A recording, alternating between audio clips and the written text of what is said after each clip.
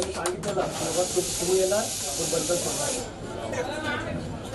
महाराष्ट्र नवरत्न चालण्याचा थँक्यू.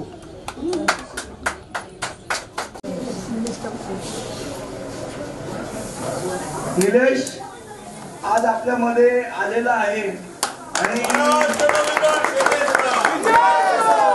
निलेशने शिवबंधन बांधलं होतं.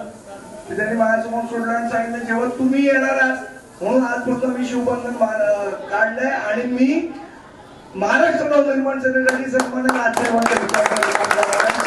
त्याचं खरोखर मनापासून मी स्वागत करतो.